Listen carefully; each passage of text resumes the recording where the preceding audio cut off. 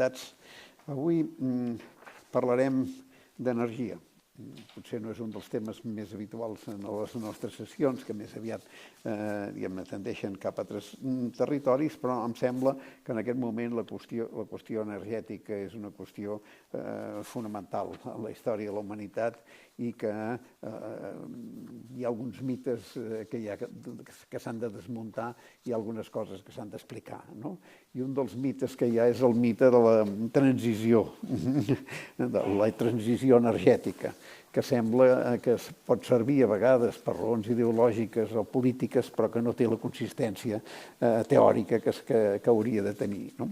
I per parlar d'això i per parlar en general de la qüestió de l'energia i del que significa l'energia en els processos econòmics actuals, tenim a Jean-Baptiste Fressós, una figura d'alt nivell en els estudis en aquest terreny, en les universitats, en el món acadèmic francès. Ell ensenya a l'Escola Nacional de Ponts i Chaussées, però també és membre del Centre Nacional de Recherche Científique, i, per tant, amb una activitat molt important en l'àmbit de la investigació en aquest terreny.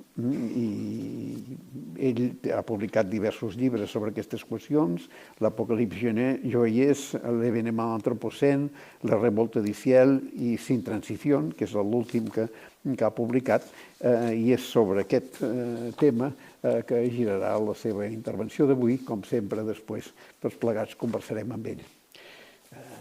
Merci d'être avec nous. Merci beaucoup. C'est à vous. Merci. Bueno, muchísimas gracias por la invitación. Es un placer y un honor. Voy a seguir en francés. Je suis historien et ce que je vais vous proposer, c'est une réflexion d'historien sur une notion absolument centrale dans le monde contemporain, qui est celle de transition énergétique. Face au réchauffement climatique, il va de soi qu'il faut faire une transition énergétique. Cette notion, moi, ce qui m'a intéressé, c'est quand on y réfléchit en historien, on se rend compte que c'est une notion extrêmement bizarre. Je m'approche. Oui, c'est bon le micro, là? ¿Sí, está bien? ¿Se entiende mejor así? Sí, muy bien. Bueno, entonces, quand on réfléchit à l'idée de transition énergétique d'un point de vue historique, on se rend compte que c'est une notion extrêmement bizarre. Et ce qui est d'autant plus étonnant, c'est que les décideurs, quand ils parlent de transition énergétique, ils font très souvent référence à l'histoire.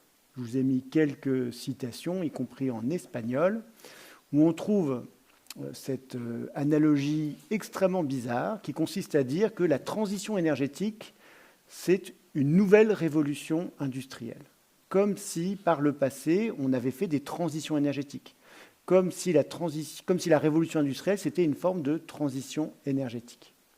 On le retrouve sous la plume de plein d'experts différents, de politiciens. John Kerry, par exemple, le représentant américain pour les questions climatiques, disait voilà, la transition énergétique, c'est l'équivalent de la révolution industrielle. De manière plus étrange encore, on a une histoire fantasmée de l'énergie, y compris sous la plume des experts. Vous prenez le dernier rapport du groupe 3 du GIEC. Alors, le GIEC, je suppose que vous savez ce que c'est un groupe intergouvernemental des experts du climat. Dans le GIEC, il y a différents groupes. Il y a le groupe 1 qui s'occupe de climatologie, du constat physique du changement climatique, le groupe 2 qui s'occupe des impacts, et le groupe 3 qui s'occupe de ce qu'on appelle l'atténuation, des solutions, si vous voulez. Qu'est-ce qu'il faut faire face au changement climatique? C'est eux qui théorisent la transition énergétique. Et dans le dernier rapport du groupe 3 du GIEC, vous pouvez trouver ce genre de phrase. Les transitions énergétiques peuvent avoir lieu plus vite que par le passé. Ou bien une transition énergétique doit avoir lieu plus vite que par le passé. Alors, c'est une phrase qui est bizarre parce que, ça, je pense que tout le monde le sait dans la salle. Par le passé, à l'échelle globale, à savoir celle qui importe pour le changement climatique, on n'a fait aucune transition énergétique. Chaque année, on consomme plus de charbon, plus de pétrole, à part évidemment sans doute en 2026 avec la fermeture du détroit d'Ormuz, a priori la consommation de pétrole et de gaz risque de diminuer, mais hormis catastrophe, si vous voulez, on consomme de plus en plus de toutes les énergies primaires. On consomme même de plus en plus de bois, énergie. De nos jours, le bois énergie, à l'échelle mondiale, ça représente 2 fois l'énergie nucléaire. Donc ça, c'est vraiment un point important qu'il faut avoir en tête. On vit avec des sources d'énergie anciennes. Ce que je vous ai dit à propos de l'énergie, c'est vrai en fait pour à peu près toutes les matières premières. Vous avez devant vous une cinquantaine de courbes qui représentent la consommation des principales matières premières. Je suis désolé, ça va être assez peu visible du fond de la salle. Mais il faudra que vous me fassiez confiance, à peu près toutes les matières premières croissent. Depuis les années 50, il y a 3 matières dont on a vu une diminution. Il y en a une, c'est parce qu'il y a eu des concurrents, une forme de concurrence technologique, c'est la laine de mouton. La laine de mouton a diminué à l'échelle mondiale d'1/3 du fait de la concurrence des fibres synthétiques. Et ce n'est pas une bonne nouvelle pour l'environnement. Les 2 seules matières qui ont vraiment diminué un petit peu comme il faudrait qu'on fasse diminuer maintenant le pétrole, le gaz et le charbon, c'est le mercure et l'amiante.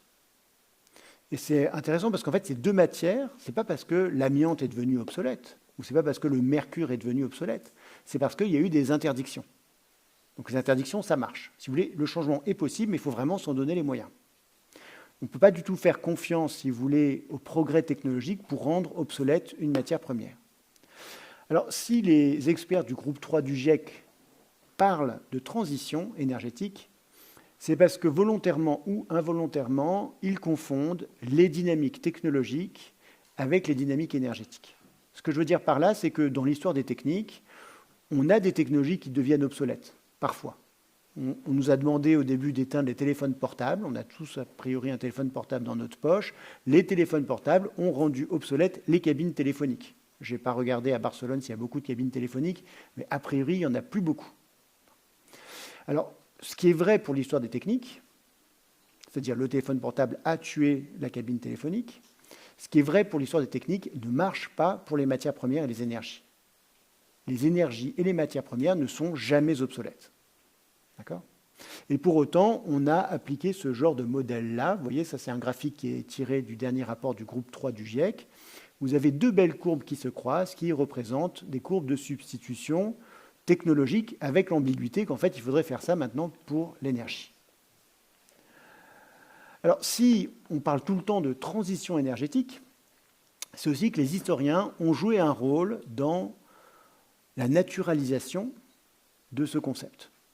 Vous prenez les livres classiques d'histoire de l'énergie, y compris par les meilleurs historiens, vous avez des récits qui sont centrés sur la transition énergétique. Souvent, l'histoire de l'énergie, elle est racontée comme une grande fresque évolutionniste. Au début, on était avec l'énergie du bois, et puis l'énergie de l'eau, et puis est arrivée la machine à vapeur, et donc le charbon a remplacé le bois, et puis avec le moteur à explosion, on a mis au rebut les vieilles machines à vapeur, et donc le pétrole a remplacé le charbon. Ça, c'est un récit ultra classique qu'on retrouve dans l'histoire de l'énergie. Et d'ailleurs, les livres dont vous avez les couvertures ici, quand on regarde leur sommaire, vous verrez que ça parle surtout de bois au XVIIIe siècle, surtout de charbon au XIXe siècle et surtout de pétrole au XXe siècle. Or, si on prend le cas du charbon, par exemple, quand est-ce que le charbon, c'est vraiment très important ? C'est à partir de la fin du XIXe siècle. Et quand est-ce qu'on en consomme le plus ? Eh bien, c'est maintenant. On a sorti 95% du charbon depuis 1900. Donc 5% au XIXe siècle, 95% après 1900. Et on a sorti plus de la moitié du charbon de terre depuis les années 2000. D'accord ? Donc l'énergie, enfin, le charbon, son histoire, c'est en fait une histoire de la fin du XXe siècle. C'est là où c'est vraiment important, quantitativement. Et pourtant, les historiens vont surtout étudier le charbon en Angleterre au XIXe siècle, quand il n'y avait pas tant de charbon que ça. D'accord ? Alors, pourquoi les historiens de l'énergie parlent de transition énergétique ? C'est pas qu'ils se trompent complètement, c'est qu'en fait, ils regardent l'histoire de l'énergie en relatif. Et ça, c'est vraiment un point essentiel, c'est que l'idée de transition énergétique, ça marche plus ou moins si on regarde les choses en relatif, les données en relatif. Vous regardez la proportion du charbon dans le système énergétique de l'Angleterre, de l'Espagne, de l'Allemagne au XIXe siècle, et vous pouvez produire ce genre de courbe. Vous voyez, par exemple, si on prend le cas mettons, de l'Allemagne, il y a très très peu de charbon en 1810, c'est 10% de l'énergie primaire allemande en 1810, et c'est 90% de l'énergie qu'on consomme en Allemagne en 1900. Et donc les historiens disent, vous voyez, il y a une transition. D'accord ? Mais c'est parce qu'on regarde les choses en relatif. Si on avait mis les chiffres en valeur absolue, on verrait que le bois continue de croître en Allemagne et dans tous les pays d'Europe de l'Ouest, ou presque, au cours du XIXe siècle. Donc le premier point à retenir, c'est que l'histoire de l'énergie, c'est d'abord une histoire d'addition énergétique.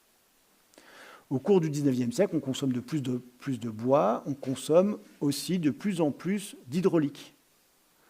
On remplace les vieux moulins en bois par des turbines en fonte et en acier qui sont beaucoup plus efficaces. Au cours du XIXe siècle, on consomme de plus en plus d'énergie éolienne, ne serait-ce du fait de la navigation qui, jusqu'à la fin du XIXe siècle, est dominée par la voile. Au cours du XIXe siècle, on installe de plus en plus d'éoliennes dans le monde. On a tous en tête l'idée ces moulins de l'âge d'or hollandais ou les moulins de Don Quichotte, mais en fait, il y a beaucoup plus de moulins en 1900 qu'à n'importe quel moment du XVIe ou du XVIIe siècle en Espagne ou en Hollande, bien sûr. Et c'est des éoliennes industrielles qui sont produites en masse, qui d'ailleurs utilisent les acquis technologiques de l'époque, qui ont eu un rôle historique considérable. À la fin du XIXe siècle, il y a plusieurs millions d'éoliennes aux États-Unis qui servent à pomper de l'eau et qui permettent l'irrigation des grandes plaines du Midwest ou du Texas et qui donc transforment complètement le marché des céréales puisque les États-Unis deviennent un très grand exportateur de maïs, de blé à cette époque. Donc, vous voyez, il y a une très grande transformation historique majeure qui a eu lieu à la fin du XIXe siècle, alimentée par l'énergie du vent. Une transformation, quand on y réfléchit, peut-être aussi importante, si ce n'est plus, que la machine à vapeur et le métier textile en Angleterre en 1830, qui est un petit peu le symbole de la révolution industrielle dans les livres d'histoire. Et puis au cours du 19e et du 20e siècle, on utilise de plus en plus d'énergie humaine, de muscles, d'énergie musculaire. Une énergie qu'on a tendance à oublier, mais qui reste absolument cruciale dans notre système économique. Il y a de plus en plus d'humains qui sont de mieux en mieux nourris. Et en plus, ils utilisent des machines, pas forcément motorisées, des outils qui sont beaucoup plus efficaces. Par exemple, une brouette. Quand on jardine un peu, on se rend compte qu'une brouette, c'est extrêmement efficace pour transporter des charges. La brouette, c'est une technique ancestrale, évidemment, qui existe déjà au Moyen-Âge, mais il y a une multiplication de brouettes à partir de la fin du XIXe siècle et au-delà, avec les pneus en caoutchouc, les brouettes en tôle, etc., etc. Donc il y a de plus en plus d'outils qui mobilisent de mieux en mieux la force mécanique humaine. Alors, l'histoire de l'énergie, ce n'est pas simplement une histoire d'addition énergétique, c'est aussi que cette addition, elle se fait de manière symbiotique. Ce que je veux dire par là, c'est que derrière l'idée d'addition énergétique, on a l'impression que les énergies s'empilent simplement les unes sur les autres. En fait, ce n'est pas simplement qu'elles s'empilent, c'est qu'elles s'hybrident. Elles s'intriquent les unes les autres, elles se soutiennent les unes les autres. Les énergies s'entraident, en fait, dans l'histoire. Alors, je vais vous donner un exemple. Ça, c'est un graphique très célèbre qu'on trouve dans l'histoire de l'énergie en Angleterre, dans les livres sur l'histoire de l'énergie en Angleterre. Ça représente le mix énergétique anglais du XVIe au XIXe siècle. On voit l'explosion du charbon, c'est le gris clair, et on voit la diminution progressive du bois de feu qui, selon ces auteurs, disparaît dans les années 1850. D'où le récit de la révolution industrielle comme transition énergétique du bois au charbon. Alors, ce récit est trompeur pour une raison toute simple, c'est qu'il faut énormément de bois pour produire du charbon. Vraiment énormément de bois. L'Angleterre du XXe siècle consommait plus de bois sous forme d'étai pour extraire du charbon que l'Angleterre du XVIIIe siècle. Donc uniquement pour produire son énergie, l'Angleterre industrielle consomme en fait beaucoup plus de bois pour produire de l'énergie, donc au XXe siècle qu'au XVIIIe siècle. Vous avez devant vous une photo du port de Cardiff en 1936. C'est le port qui dessert les mines du Pays de Galles. Et vous voyez, ça, c'est les étais qui servent simplement à extraire le charbon au Pays de Galles. Donc vraiment d'énormes quantités de bois. Ce qui est vrai pour le cas de l'Angleterre est vrai pour tous les grands pays industriels charbonniers. Ils consomment de plus en plus de bois au 19e et 20e siècle pour extraire du charbon. L'exemple le plus frappant, c'est probablement celui de l'URSS, de l'Union soviétique, dans les années 1960. Vous voyez, c'est la courbe en rouge, une explosion de la quantité de bois qui est utilisé dans les mines de charbon.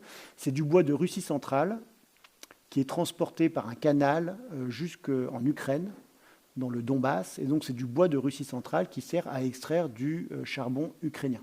Ce grand échange de matière, si vous voulez, est symbolique au moment de l'URSS de la fraternité entre le peuple soviétique, entre le peuple russe et le peuple ukrainien au sein de l'Union soviétique.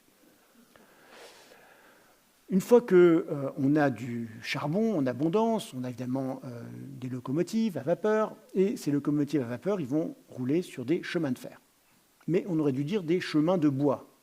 De fait, les chemins de fer consomment beaucoup plus de bois que de fer. Aux États-Unis, à la fin du 19e siècle, selon mes calculs, c'est au moins 6 fois plus de bois, parce qu'il faut changer les traverses des chemins de fer très régulièrement que de fer. Donc vous voyez, quand on dit charbon, il faut immédiatement penser bois. Sans bois abondant, l'Europe, au XXe siècle, aurait eu très très peu de charbon, et donc très peu de machines à vapeur, très peu d'acier, pas de chemin de fer, pas d'industrialisation. Le bois n'est pas du tout secondaire dans l'histoire énergétique du XXe siècle. On a le même phénomène à propos du charbon et du pétrole au XXe siècle. L'idée qu'il y a une transition du charbon au pétrole, elle est évidemment fausse, et c'est vraiment facile de s'en rendre compte. Ne serait-ce de manière évidente, le pétrole, ça sert à quoi? Ça sert avant tout à faire rouler des voitures. Or, pour faire une voiture, il faut énormément de charbon. Vous avez devant vous la photo de l'usine Ford sur la rivière Rouge dans le Michigan dans les années 1950. Vous voyez un gros tas noir, c'est du charbon. Ford avait besoin à cette époque d'environ 7 tonnes de charbon pour faire une voiture. À savoir à peu près autant que le pétrole que cette voiture allait brûler dans sa durée d'existence. Donc dans les années 30 jusqu'aux début des années 50, en fait, une voiture, c'est autant une technologie charbonnière que pétrolière. Et de nos jours, pour faire une voiture, il faut encore beaucoup de charbon. Selon les analyses cycle de vie dont on dispose pour le cas de la Chine, pour faire une voiture en Chine, qu'elle soit électrique ou à essence, il faut un peu plus quand c'est électrique, on a besoin d'entre 2 et 3 tonnes de charbon pour faire une voiture. Donc quand vous voyez une voiture, il faut d'abord avoir un gros tas de charbon. Le charbon reste la première matière première qui rentre dans la fabrication d'une voiture. La deuxième matière première étant le minerai de fer, évidemment, puisqu'une voiture, c'est d'abord un gros tas d'acier, avant de parler des autres métaux compliqués qu'il y a dans les batteries des voitures électriques.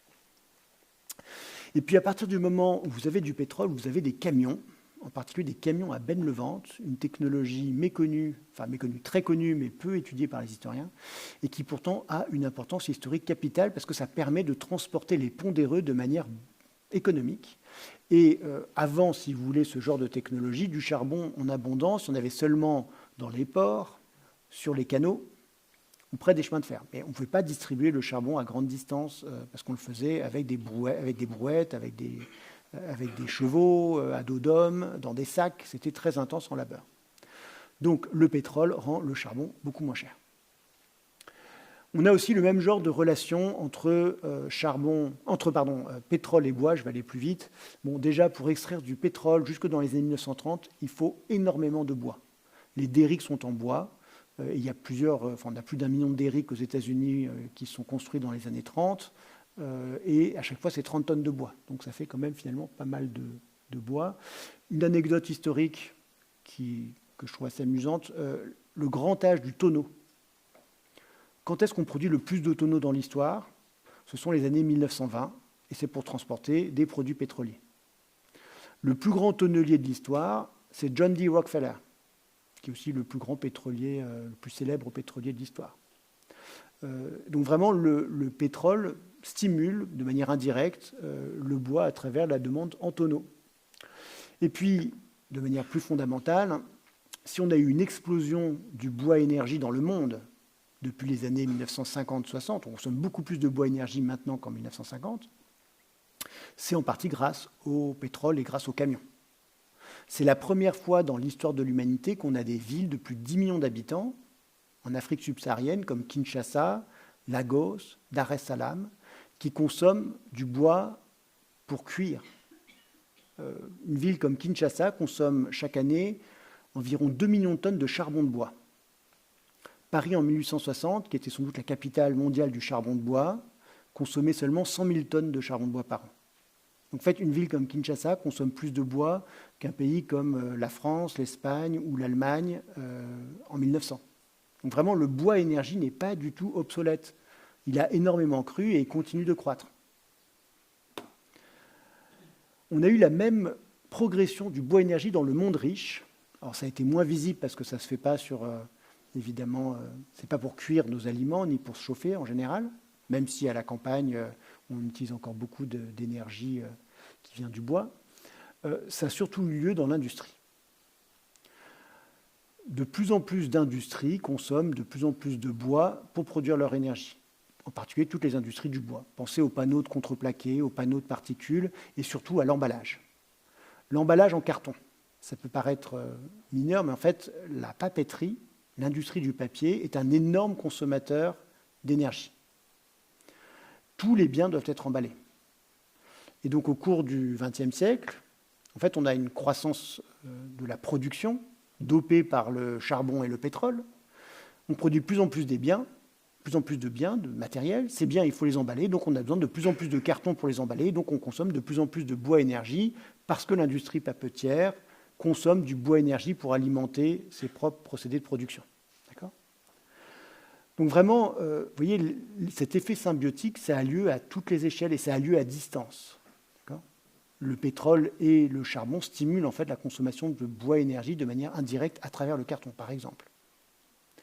Je voudrais présenter 3 images pour donner des exemples un petit peu de cette idée de symbiose énergétique.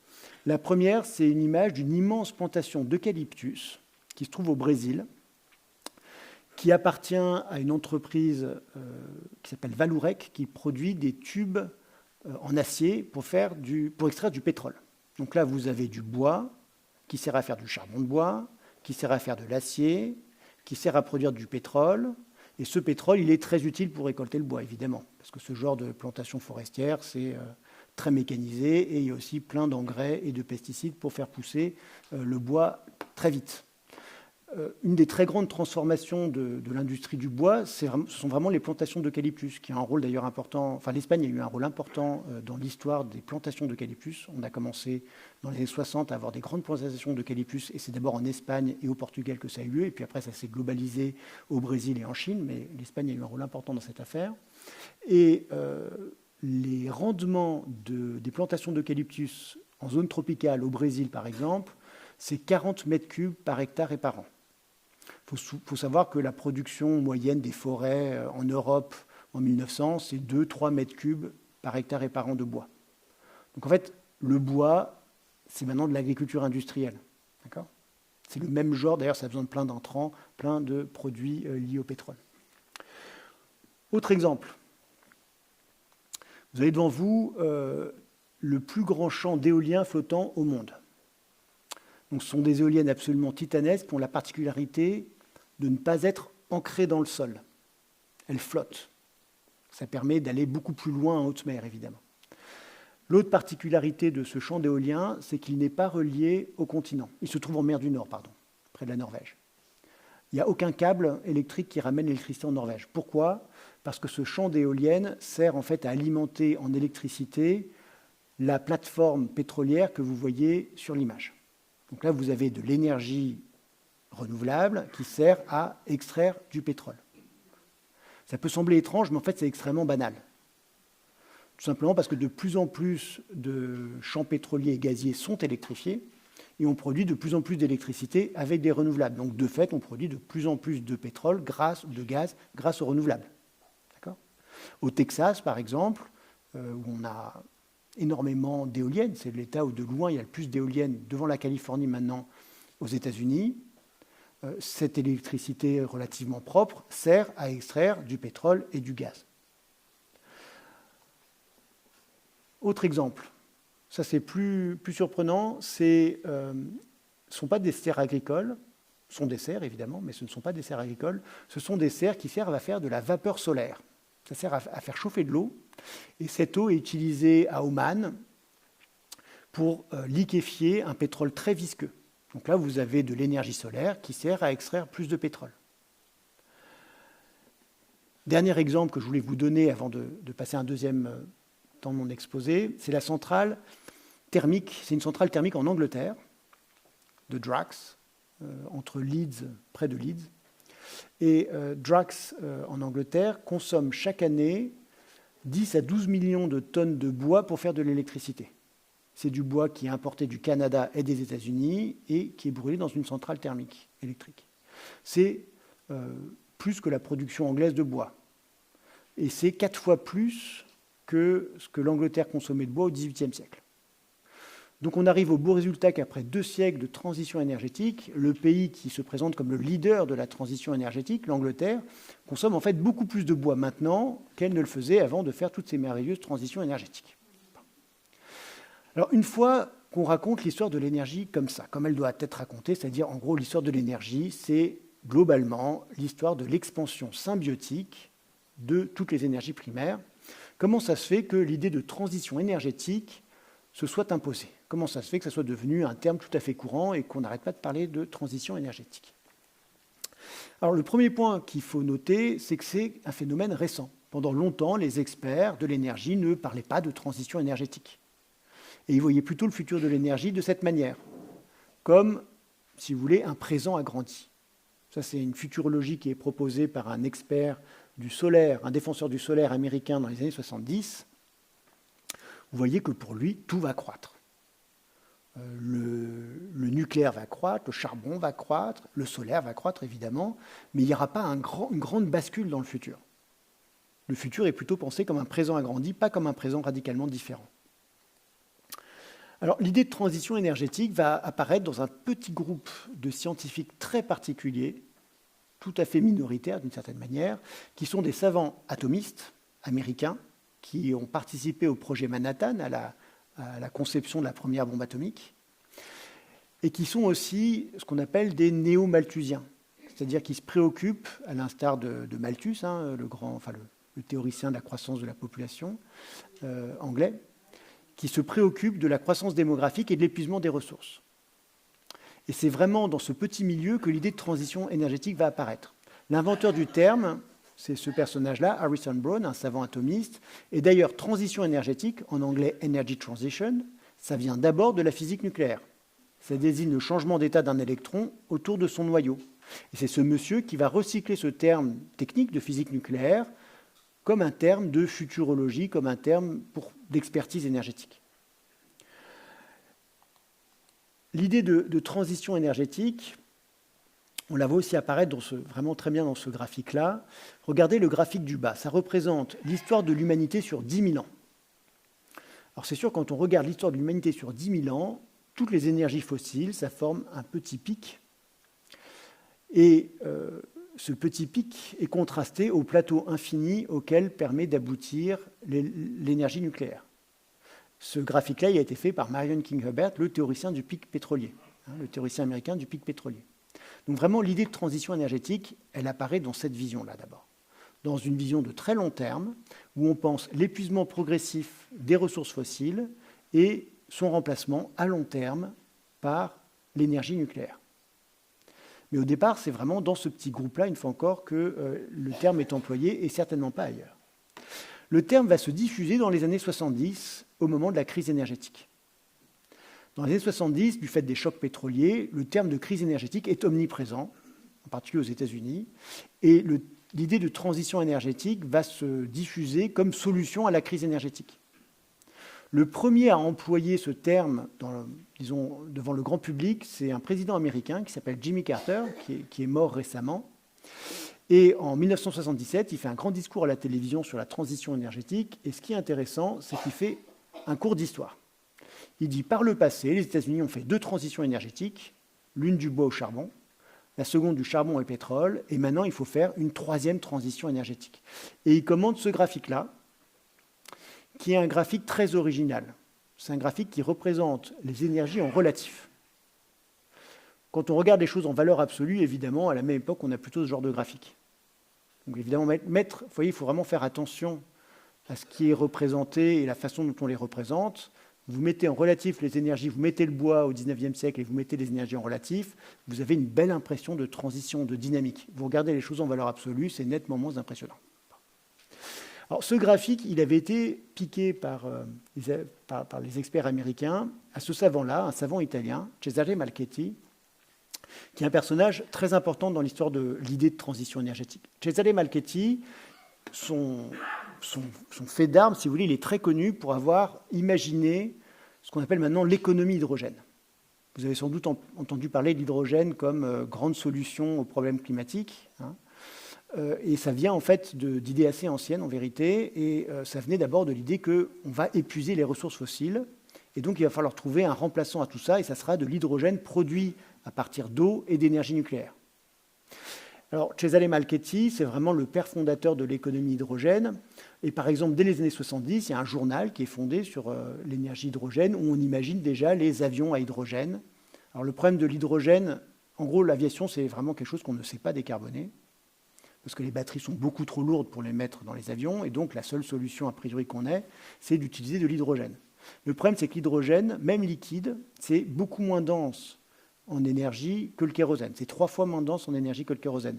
D'où, si vous voyez, je ne sais pas si on voit pas grand-chose, mais d'où ces formes d'avions très étranges, c'est en fait des gros réservoirs d'hydrogène liquide. L'autre problème de l'hydrogène liquide, c'est qu'il faut le maintenir à moins 253 degrés, ce qui n'est pas évident, évidemment, à 10 km d'altitude. Donc il y a plein de raisons qui font que l'avion à hydrogène n'a pas du tout avancé depuis les années 1970. Alors, je reviens à Cesare Malchetti. Cesare Malchetti, pour lui, le futur, c'est d'immenses réacteurs nucléaires au milieu des océans qui vont électrolyser l'eau de mer pour faire de l'hydrogène qui remplacera le pétrole.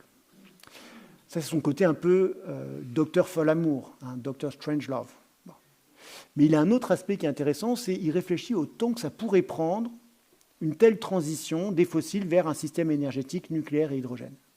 Et pour faire ça, il va recourir à l'histoire de l'énergie.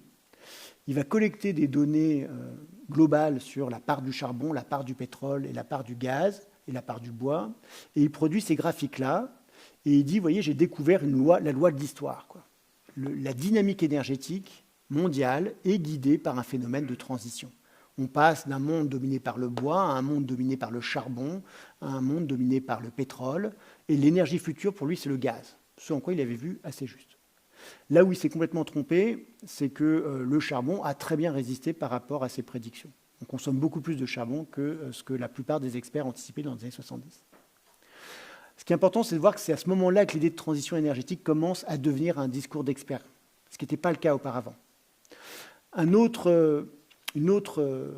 catégorie d'experts importants qui vont penser la transition énergétique, ce sont ceux qui vont utiliser des ordinateurs pour modéliser le futur de l'énergie. Ça se fait dans un groupe de recherche qui s'appelle le IIASA. C'est un groupe de recherche très important de nos jours parce que c'est lui qui organise l'expertise sur la transition énergétique en rapport avec le climat. C'est eux qui coordonnent les expertises de production de scénarios net zéro. Vous savez que pour arrêter le changement climatique, il faut atteindre la neutralité carbone. Pour faire ça, on imagine avec des ordinateurs comment on peut atteindre cette neutralité carbone. Donc vraiment, le IIASA a joué, depuis les années 90, un rôle très important dans l'expertise climatique et dans l'expertise du groupe 3 du GIEC dont je vous ai parlé au début de mon exposé. Il faut savoir qu'en fait, le IIASA fait ça depuis très longtemps. Quand il est créé en 1972, on lui donne déjà comme objectif de trouver des scénarios de sortie des fossiles en 50 ans. Et donc, ils inventent des modèles, ils produisent des modèles informatiques qui sont encore utilisés de nos jours. Si vous voulez, le IIASA, son but, c'était de répondre au rapport au Club de Rome. Je ne sais pas si vous avez entendu parler du rapport au Club de Rome, le rapport Meadows, le rapport Halte à la croissance. C'était un rapport qui prédisait une forme d'effondrement économique et démographique quelque part au XXIe siècle du fait de la raréfaction des ressources énergétiques. Et le IIASA veut montrer qu'en fait, il y a des scénarios en dehors du pétrole et puis plus tard du charbon, et c'est principalement le nucléaire. Alors, vous voyez, dans les années 70, l'idée de transition énergétique, elle est étudiée maintenant par tout un tas d'acteurs. Et ça va tomber à point nommé, c'est une parfaite coïncidence par rapport à notre affaire de changement climatique. Cette idée de transition énergétique, elle va plaire à beaucoup d'acteurs. Elle va d'abord plaire à l'industrie pétrolière, qui a très bien compris que parler de transition énergétique, ça permet de repousser à plus tard les efforts. À ce moment-là, l'industrie pétrolière n'est pas climato-sceptique. Elle étudie même relativement sérieusement le changement climatique. Je parle de la fin des années 70, début des années 80. Elle étudie le changement climatique sérieusement. Par contre, elle est transitionniste. Elle dit, bah oui, on fera une transition plus tard. Donc, ça ne sert à rien de faire des efforts maintenant. Cette idée de transition énergétique, elle est très prisée par les économistes, les premiers économistes qui commencent à travailler sur la question du changement climatique. L'exemple le plus clair de cela, c'est William Nordhaus, dont vous avez peut-être entendu parler. C'est un prix Nobel d'économie. C'est le premier économiste à travailler sur le climat, sur le changement climatique. Et Nordhaus, en fait, lui, il se forme pendant la crise énergétique. Il commence à réfléchir à ces questions d'énergie dans la décennie 70 et il emploie l'idée de transition énergétique à ce moment-là pour dire que ça ne sert à rien d'essayer d'économiser le pétrole. Parce que d'ici 20 ou 30 ans, on aura des super réacteurs nucléaires, les surgénérateurs nucléaires et de l'hydrogène. Et ça va rendre obsolète le pétrole. Donc ce serait dommage de se priver maintenant du pétrole tant qu'il est cher. D'accord ? Donc ça, c'est un papier qu'il fait en 1973. 2 ans plus tard, il est au IIASA et il écrit le premier article sur le changement climatique d'économie et il tient exactement le même raisonnement. OK, il y a de l'effet de serre. OK, le climat se réchauffe. Oui, ça va être grave.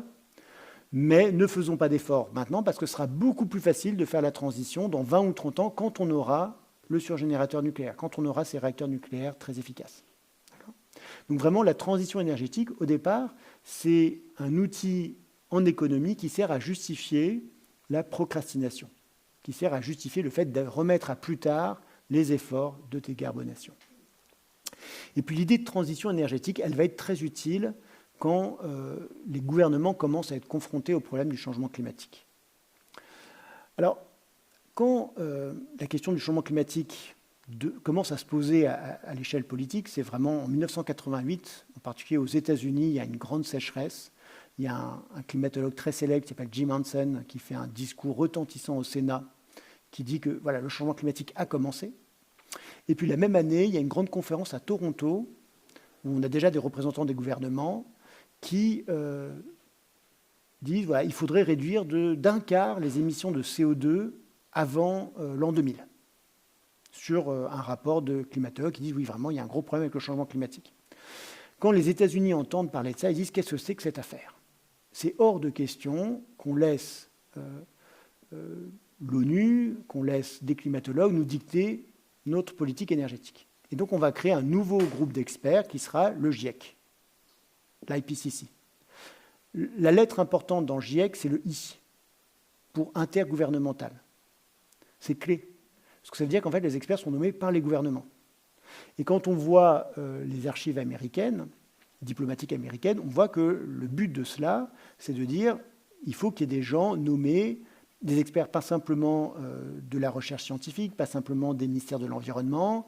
On veut des experts nommés par les ministères de l'Industrie, par les ministères de l'Agriculture et aussi par les firmes énergétiques, par les pétroliers, etc. Donc vraiment, le fait que ce soit intergouvernemental, l'idée c'est d'avoir des experts sérieux, si vous voulez, qui prennent en compte les contraintes économiques. On a un autre exemple de l'utilisation de transition énergétique au moment de la conférence de Rio, juste avant la conférence de Rio. Alors, la conférence de Rio, c'est la grande conférence qui, en 1992, met en place l'organisation, la prise en charge internationale du changement climatique. Une convention cadre qui est faite par l'ONU pour organiser les efforts des États pour émettre moins de carbone. Alors, le représentant américain à cette grande conférence de Rio, à ce sommet de la Terre, il s'appelle Robert Reinstein. Alors, Robert Reinstein, de manière intéressante, il est à la fois représentant américain, donc négociateur, si vous voulez. Il est aussi président du groupe 3 du GIEC, donc responsable de l'expertise scientifique sur les solutions. Et il est aussi ouvertement climato-sceptique. Ça peut sembler bizarre qu'un président de groupe du GIEC soit climato-sceptique, mais le président du groupe 2 du GIEC, à ce moment-là, était aussi climato-sceptique. Ça montre bien un petit peu la nature ambiguë de ce qu'était le GIEC à ses débuts. Alors, on a dans les archives les traces des discussions entre Robert Weinstein et John Sununu, qui est le chef de cabinet de George Bush.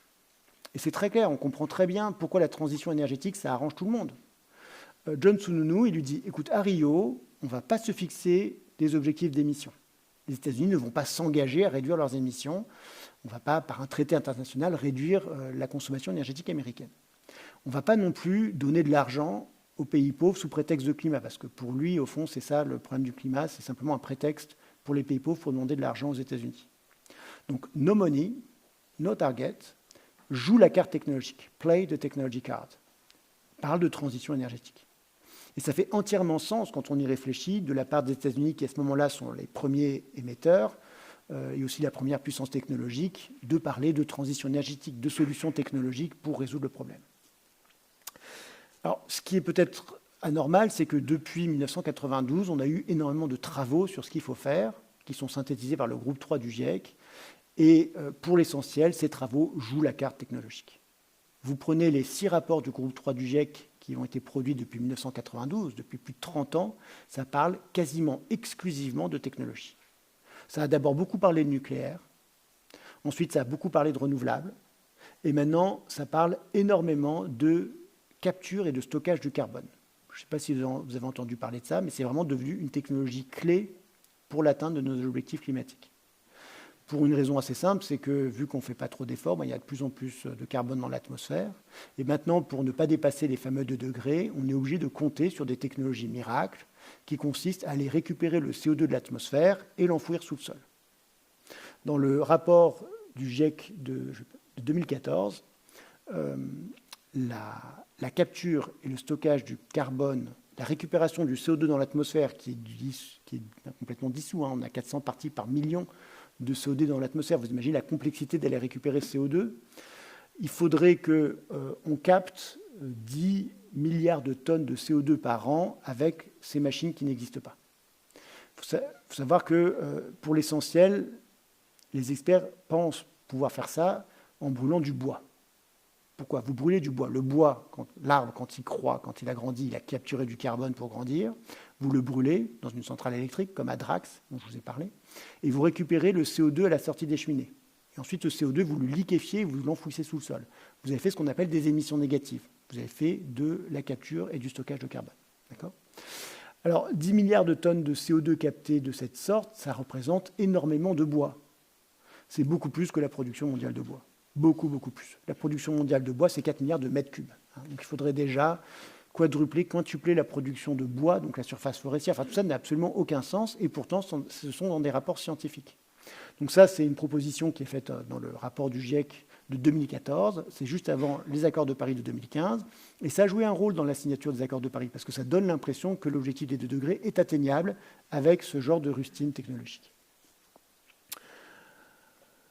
Alors, quand on regarde non pas les scénarios net zéro, non pas dans l'idéal ce qu'il faudrait faire pour atteindre la neutralité carbone, mais ce qui va probablement se passer dans les prochaines décennies, c'est-à-dire non pas les scénarios net zéro, mais la prospective énergétique, les prévisions, qui sont faites par l'Agence internationale de l'énergie chaque année.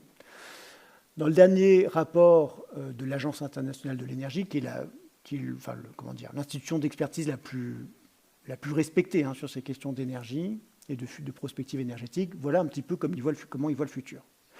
Vous voyez que les renouvelables vont connaître un essor très important, parce que c'est vrai que l'électricité solaire coûte de moins en moins cher, donc a priori, ça va se diffuser très fortement.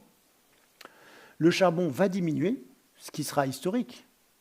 C'est-à-dire, s'il voit juste ce qu'on va vivre à partir de 2025, 26, 27, on ne sait pas exactement quand ça va avoir lieu, c'est vraiment la diminution historique, une première, si vous voulez, une énergie primaire qui enfin commence à diminuer à l'échelle mondiale. D'accord ? Alors, ça diminue, mais ça arrive très loin de zéro. Pour Macré, il y aura encore beaucoup de charbon dans l'économie mondiale en 2050, selon. Et puis, en ce qui concerne le pétrole et le gaz, on n'est pas du tout dans des dynamiques, non pas de transition, mais même de descente. On est plutôt dans des formes de stabilisation et certainement pas dans des trajectoires qui nous permettraient d'atteindre la neutralité carbone. Et je dois dire, ça ne doit surtout pas nous surprendre. Parce que cette idée de transition énergétique, au fond, elle est radicalement étrange. La notion de transition énergétique, ce n'est pas une notion rigoureuse. Ce n'est pas une notion scientifique. C'est un slogan qui a été pris beaucoup trop au sérieux. Cette idée qu'on passe d'une énergie à une autre, c'est quelque chose de très bizarre, qui ne se vérifie ni dans l'histoire, ni dans le moment présent. Et moi, ce qui m'a intéressé, c'est que, malgré son caractère historiquement complètement fallacieux, quand on parle de transition énergétique, souvent on fait référence implicitement à une histoire.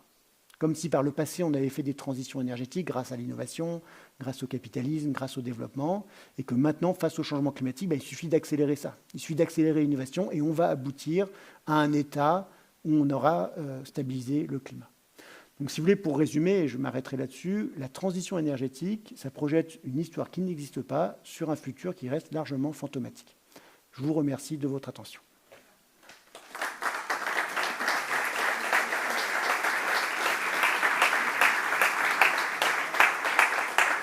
Je vais peut-être garder ça. On ne sait jamais. Donc, llevas esto para hablar. Sí. Muchas gracias, Jean-Baptiste. Je voudrais d'abord faire une translation directe en castellano. Yo quería hacer, en primer lugar, una transición directa a la dimensión política de todo eso. Es decir, ¿por qué la idea de transición se impone políticamente y por qué la idea de transición, digamos, viene respaldada por los poderes? Bueno, porque así no hay que hablar de disminuir nada. Vamos a decarbonizar todo, decarbonizar la electricidad, que eso se puede. Vamos a decarbonizar el transporte terrestre. Es difícil, pero bueno, podemos disminuir al menos las emisiones. Vamos a descarbonizar el acero, vamos a descarbonizar la aviación, eso no se puede. ¿Okay? Pero el punto es pretender que hay un futuro cercano, que así en 2 o 3 décadas vamos a completamente desconectar nuestra economía del carbón y entonces del clima. Pero eso es una ilusión tecnológica. Y creo que el punto... En el caso de que ocurriera, ¿qué pasaría? Que no va a ocurrir. La cosa interesante es que cuando hablas con la gente que trabaja en estos campos, lo dicen claramente. Si vas a ver los ingenieros de Airbus en Tolosa, cuando hablan de avión con hidrógeno, al hidrógeno, es una broma. Nadie cree que Airbus va a hacer volar un avión al hidrógeno en 2 o 3 décadas. Nadie. Pero el punto es decir que Airbus es en transición, ¿sí? Porque, por supuesto, la industria aeronáutica es muy importante. Es muy importante para Tolosa y para Francia y para Europa también, ¿verdad? Entonces, el punto es proteger las industrias de las críticas de los ecologistas y también creo que es muy cómodo para nosotros también, para cada quien, para toda la gente, porque aun si sabemos que no va a funcionar, podemos seguir viviendo de la misma manera y ni modo por el clima. O sea que en el fondo hay una negación de la realidad, sí, pensando en que hablas de un futuro en el que ya no estarán ellos. Digamos. En el fondo es esto, por tanto es casi catastrofista, digamos. No sé si es catastrofista, pero creo que el futuro es muy práctico en política, porque como no es aquí ya, podemos hablar del futuro de manera muy ligera. Dices, en la historia ha desempeñado un papel la transición energética, proyecta una historia falsa hacia un futuro que sigue siendo bastante misterioso. Uh-huh. Entonces, ¿cómo podemos afrontar este misterio? Bueno, para el misterio no sé, pero lo que podríamos hacer es cuando hay soluciones tecnológicas, muy bien, vamos directo, hay que hacerlo. Entonces, decarbonizar la electricidad es posible, hay que inversionar lo que se necesita para decarbonizar la electricidad. Pero los otros sectores es mucho más difícil y es importante hablar también del nivel de producción y entonces de redistribución.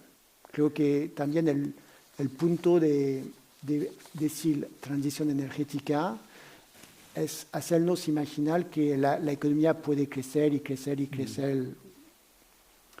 Y entonces no tenemos que preocuparnos tanto de cuestiones de redistribución, solo hay que hacer el pastel más grande, ¿verdad?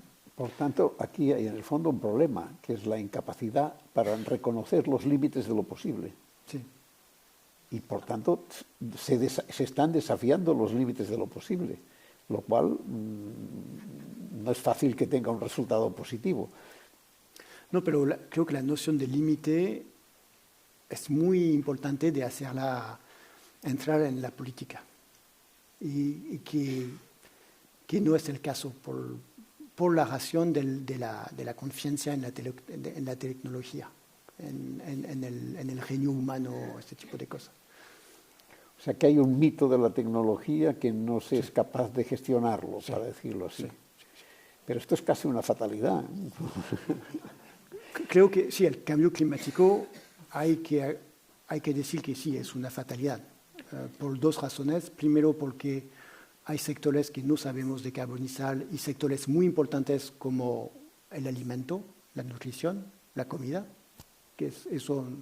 Bueno, podemos disminuir el consumo de carne, por supuesto, pero de todas maneras hay emisiones de carbono, de dióxido de carbono en este sector que es vital. Entonces, bueno. Y la segunda razón es que es un efecto cumulativo en la atmósfera, que el CO2 se queda muchísimo tiempo en la atmósfera. Y entonces no es suficiente estabilizar, es disminuir para llegar a cero emisiones, que es muy, muy difícil.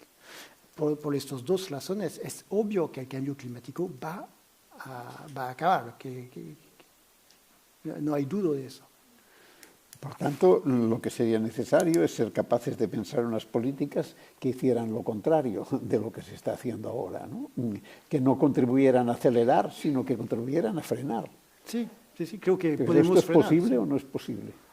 Bueno, creo que no es mi papel de decir es posible o no es posible, porque creo que los climatólogos, cuando entienden el problema, lo dicen con franqueza, con claridad. Creo que lo que hablan de tecnología deben también hablar con claridad y decir que hay cosas que no se puede hacer, que no podemos capturar millares de toneladas de dióxido de carbono de la atmósfera, liquefiarlas y ponerlas en el subsuelo. Eso no se puede. No consumiría una cantidad enorme de energía, ¿okay? Y con muchos productos químicos que no queremos usar. Entonces es importante, creo, decirlo, así tenemos una discusión democrática sobre lo que aceptamos de hacer. Y creo que si la discusión, si tenemos un debate democrático, muy rápidamente el tema del nivel de consumo, del nivel de producción, juega un papel central. Tengo, por ejemplo, el caso de la Convención Climática en Francia en 2019.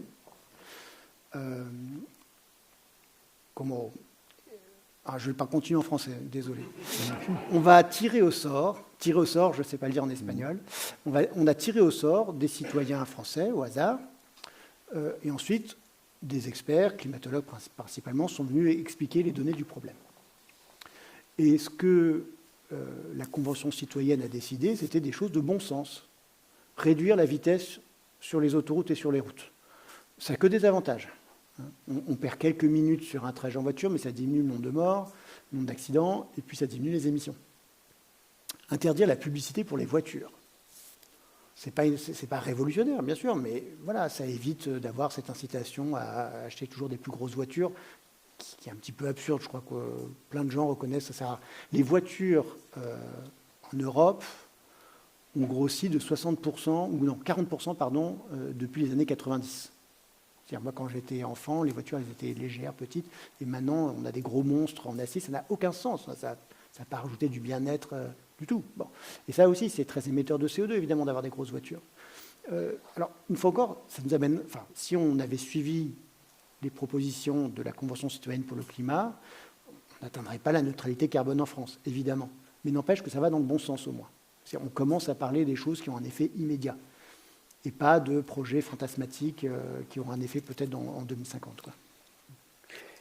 Aquí juega un papel fuerte el pequeño tiempo de vida que tenemos las personas humanas. Es decir, es difícil pensar en qué ocurrirá dentro de 200 años si difícilmente viviremos más de 80 o 90. ¿No?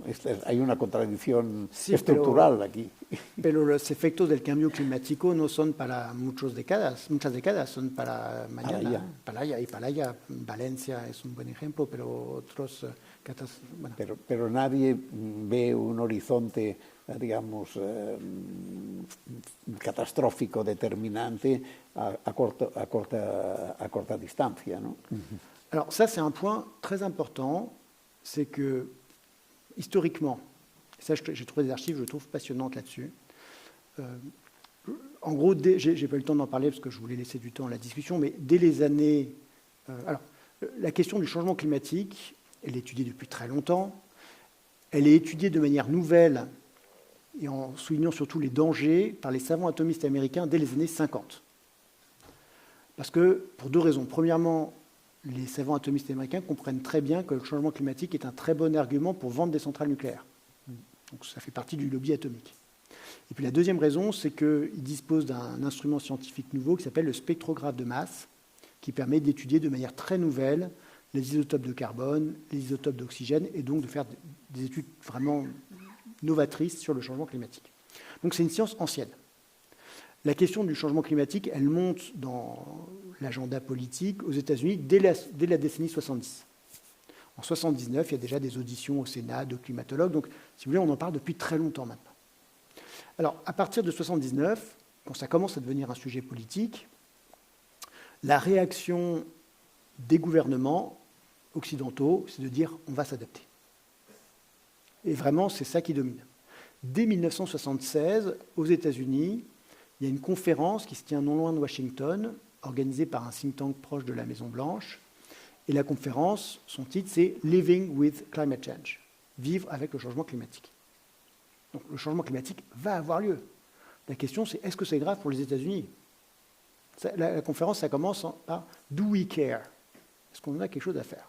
Alors, la réponse est oui, mais on peut gérer un réchauffement de 3 degrés. Le principal secteur impacté, ce sera l'agriculture, mais à l'échelle des États-Unis, on pourra toujours relocaliser la production agricole ou bien cultiver d'autres semences. Donc il y a vraiment une très forte confiance de la part des Américains dans leur capacité à s'adapter à 3 degrés. Un truc typique des États-Unis, au fond. Les États-Unis, un peuple adaptable qui, d'ailleurs, et c'est amusant parce qu'il y a des historiens de l'agriculture qui interviennent dans cette conférence, et ils disent les colons européens, quand ils sont arrivés sur la côte Est, ils avaient un certain climat, et ensuite, ils ont migré, il y a eu une migration dans les grandes plaines du centre des États-Unis. Et là, il y a un climat épouvantable. Au Nebraska, l'Arkansas, on se gèle l'hiver, il fait une chaleur horrible l'été, des fois il y a des sécheresses pas possibles, et on a réussi quand même à en faire une sorte de grenier à blé du monde entier. Donc c'est bien la preuve qu'on peut s'adapter à n'importe quoi. Donc il y a vraiment une très très grande confiance dans l'adaptation, et on retrouve à peu près le même discours en Angleterre, un peu moins confiant quand même, sous Margaret Thatcher. En 1989, Margaret Thatcher organise une rencontre de tous ses ministres, et les ministres, en disant qu'est-ce qu'on peut faire pour cette affaire de changement climatique, et les ministres, les uns après les autres, disent on ne peut pas faire grand-chose. Et dans tous les cas, l'Angleterre, à cette époque, c'est 3% des émissions mondiales. Et ce que tout le monde sait, c'est que la Chine et l'Inde vont devenir des très grands émetteurs. Donc, on sait très bien que ça va être beaucoup moins dans peu de temps. Et donc, ils disent le mieux qu'on puisse espérer, c'est que ce ne soit pas trop grave pour l'Angleterre. Donc, vraiment, il y a eu une très forte résignation sur cette affaire de changement climatique, fondée sur la notion d'adaptation. Et je crois que maintenant, en fait, on vit la conséquence de ce choix de l'adaptation qui a été fait très tôt. Ça n'a pas été soumis à de grands débats démocratiques, mais en fait, fondamentalement, c'est ça qui se passe dans les gouvernements américains et anglais, en tout cas, dans les années 70-80. Et l'énergie nucléaire que j'y joue dans cette... Alors, l'énergie nucléaire joue un rôle essentiel dans toute cette histoire. Alors, un rôle idéologique plus que matériel, parce que l'énergie nucléaire, à l'échelle mondiale, c'est très peu important. L'énergie nucléaire, ça doit être 5% de l'électricité mondiale, donc en gros moins de 2% de l'énergie mondiale. Objectivement, ce n'est pas un sujet majeur, quoi. Le bois est plus important, c'est ce que je vous disais en introduction. Par contre, ça a joué un rôle clé, idéologique clé, pour au moins 3 raisons. Premièrement, je vous ai dit, ce sont des savants atomistes qui poussent la question du changement climatique aux États-Unis, puis à l'échelle internationale. Deuxièmement, la question clé, c'est est-ce que c'est du charbon ou du nucléaire? Et c'est ça aussi qui pousse la question en fait, du changement climatique aux États-Unis. C'est en fait, après le second choc pétrolier, Carter veut relancer l'extraction charbonnière. Et il y a les lobbies des promoteurs de l'atome, aussi des entreprises, Westinghouse, General Electric, qui dit « Attendez, mais en fait, vous savez, le charbon, c'est peut-être plus dangereux que le nucléaire. » On est après Three Mile Island, vous savez, l'incident qu'il y avait eu, la catastrophe qu'il y avait eu aux États-Unis sur une centrale nucléaire. Donc c'était de dire, finalement, le nucléaire, OK, on sait que c'est dangereux, les déchets, etc., mais peut-être que le charbon, c'est encore pire. Et puis j'avais une troisième raison et j'ai oublié. Ah oui, pourquoi le nucléaire, ça joue un rôle important? C'est eux qui inventent cette idée de transition énergétique parce qu'en fait, ils voient le futur à très long terme. Dans les années 50, ceux qui promeuvent l'énergie atomique, ils savent très bien, ils pensaient que ce ne serait pas une technologie importante avant la fin du XXe siècle. Et donc, ils avaient besoin de produire ces futurologies de long terme pour justifier tous les investissements publics dont le nucléaire a besoin. À la différence des autres énergies, le nucléaire dépend d'investissements publics. S'il n'y a pas les États qui subventionnent le nucléaire, il y a très peu de centrales nucléaires. Et donc c'est pour ça qu'ils sont obligés de produire tous ces discours sur le futur de l'énergie. En tout cas, ce n'est pas facile qui s'impose un discours écologique, perdona, passo al francés, no es fácil que se imponga un discurso ecológico en los equilibrios de poder actuales. Es muy complicado. Alors, je pense que la situation actuelle avec la résurgence de conflits armés est une catastrophe pour l'affaire du climat. Alors déjà parce que la guerre émet beaucoup de CO2, et en plus c'est une catastrophe environnementale en général. L'industrie de l'armement, alors là autant vous dire que la décarbonation de l'industrie de l'armement, vous voyez, c'est quelque chose d'assez... pensez à un avion de chasse. Un avion de chasse, ça consomme 6000 litres de kérosène par heure. Donc en fait, autant que l'usage d'une voiture pendant plusieurs années, quoi. C'est juste colossal. Pourquoi? Parce que l'enjeu, c'est d'être le plus puissant. Donc les problèmes d'efficacité ne sont pas centraux, évidemment. Donc, la guerre est une catastrophe pour l'environnement. L'industrie de l'armement, ce n'est pas bon non plus. Et puis surtout, si l'enjeu, c'est des rivalités entre superpuissances, évidemment, l'idée de réduire l'économie, de réduire la consommation, etc., ce n'est pas ça qui va avoir lieu, quoi. Qui s'incorpora a la conversa? Aquí, sisplau.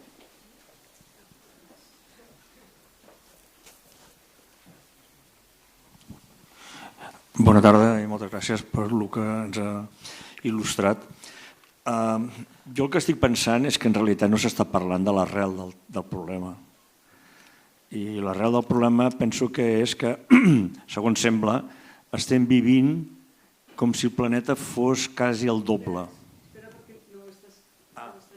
No hay traducción. ¿Te lo digo en castellano? Por favor. Vale. Bueno, primero agradezco. Sí, pero es Canal 1, pero no hay sonido, no hay... Pero sí puedes...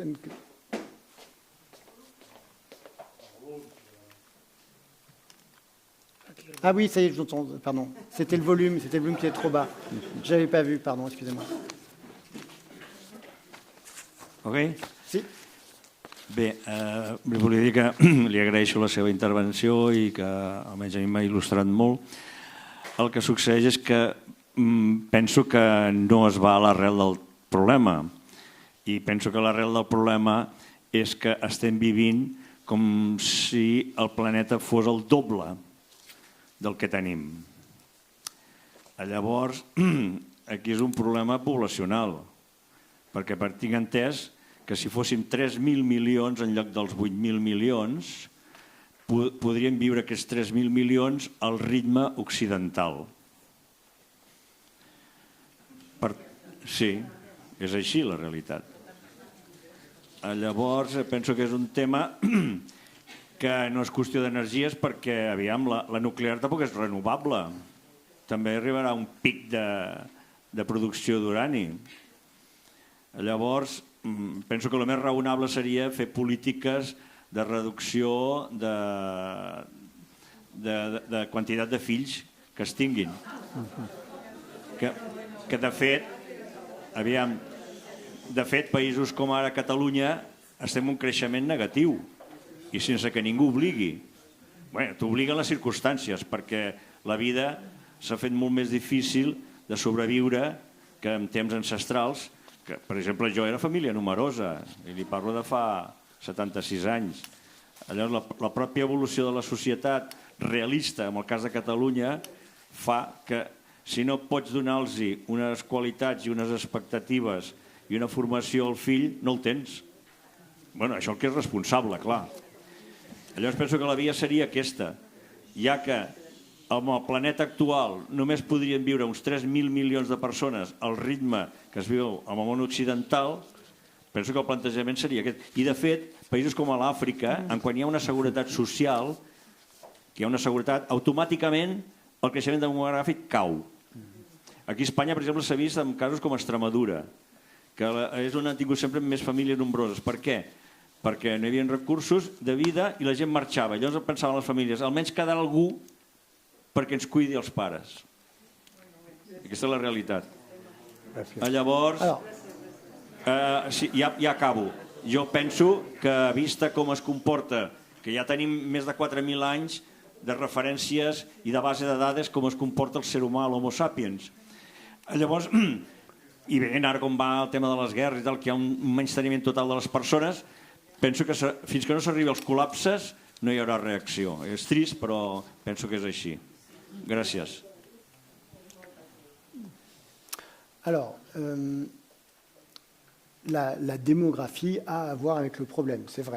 Il ne faut pas dire que ça n'a absolument rien à voir, mais c'est un facteur secondaire. C'est-à-dire que vous prenez le monde en 1800, on était 1 milliard, on est maintenant 8 milliards, donc ça a octuplé, c'est beaucoup. Mais la consommation d'énergie, elle, a été multipliée par plusieurs centaines. Les émissions de CO2, pareil, ça a cru beaucoup, beaucoup plus vite que la population. Ce que je veux dire par là, c'est que ce qui est vraiment déterminant, c'est le mode de vie plus que le nombre d'habitants. Vous dites, on pourrait vivre à 3 milliards à l'occidental sans attenter au climat. Ben non, en fait, 3 milliards... Je veux dire, on est 3 milliards à vivre à l'occidental, en gros, sur la planète d'ailleurs. De fait. Et c'est ces 3 milliards de personnes-là qui vraiment changent le climat. Donc il y a des différences d'émissions gigantesques entre un pauvre d'un pays pauvre et un riche d'un pays riche. C'est d'autres ordres de grandeur. Donc vraiment, je crois que la démographie ne doit pas être un tabou. Il n'y a pas de raison qu'on ne parle absolument pas de démographie. De manière assez intéressante, les experts du climat s'y refusent. Parce que la démographie, c'est devenu un sujet tabou depuis la Seconde Guerre mondiale. Pour de bonnes raisons, hein, j'entends. L'autre point important, c'est qu'en fait, la croissance démographique, elle ralentit. De la plupart des pays, on est plutôt dans des phases de stabilisation, voire de décrue démographique.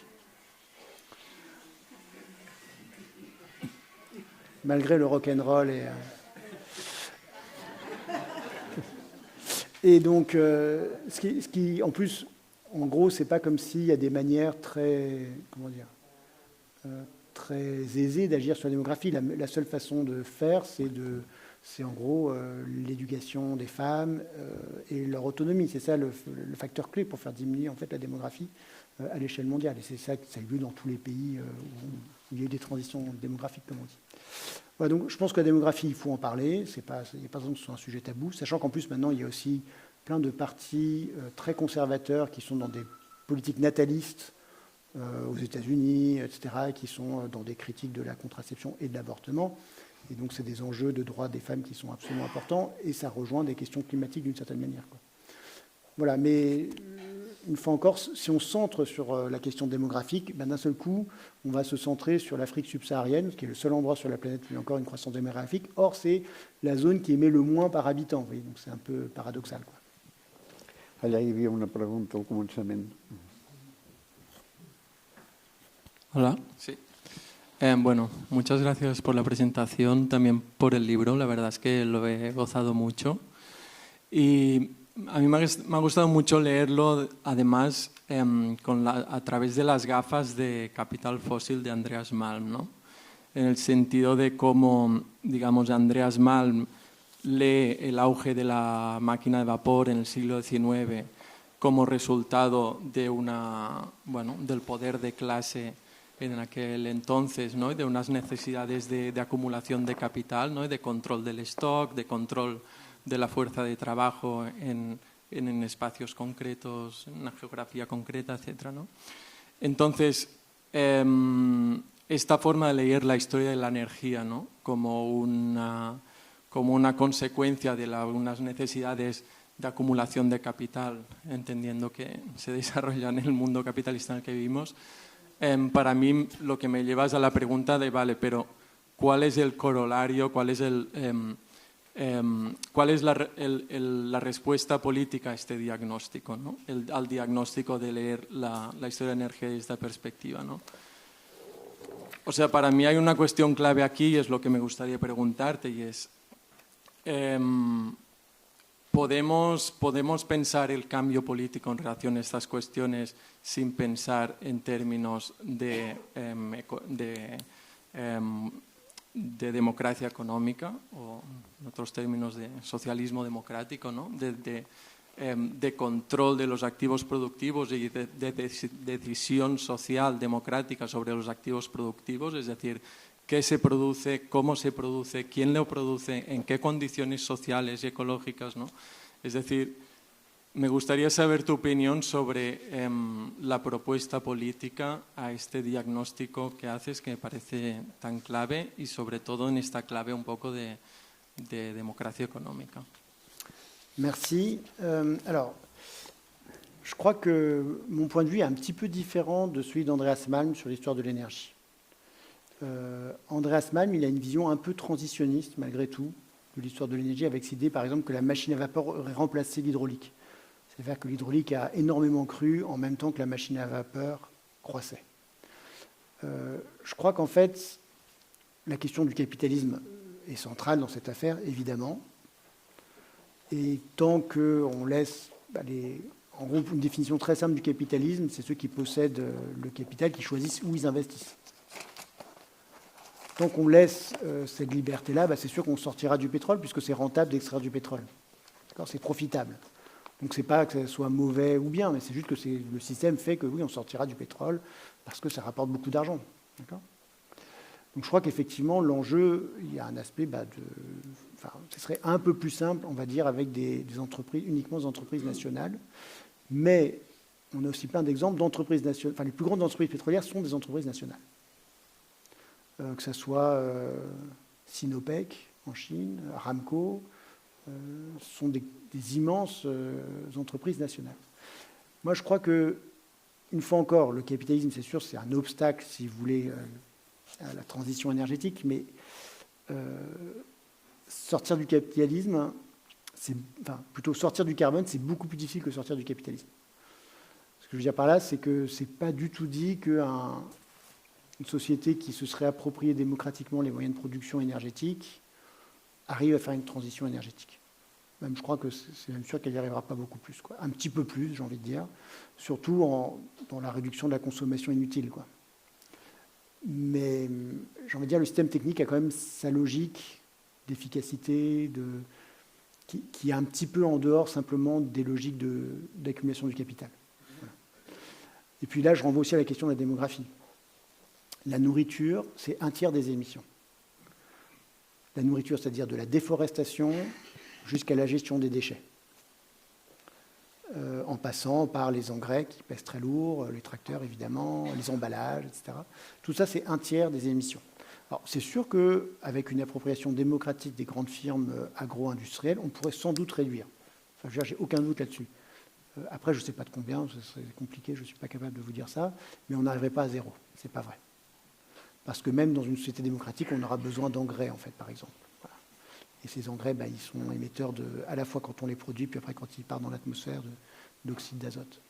Donc je crois que c'est important effectivement de dire que ça se joue. Enfin, il n'y a pas de raison que, comment dire, en sciences sociales, on a été très timide, on a arrêté de parler de capitalisme à partir des années 80-90, et c'est dommage, parce qu'en fait, pour cette chose aussi énorme qu'est le changement climatique, il s'agit bien de questionner la logique du capitalisme.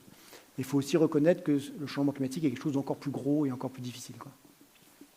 Je ne sais pas si j'ai répondu à votre question. Algun altre... Hola, bona tarda. Li volia preguntar quin paper juga la intel·ligència artificial en tot aquest panorama, la IA.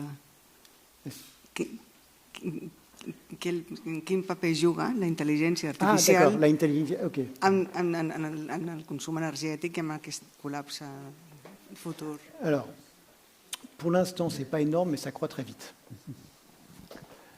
C'est-à-dire que je me souviens d'un rapport de l'AIE de 2025, quand on commence beaucoup à parler de l'intelligence artificielle comme un gros consommateur d'électricité.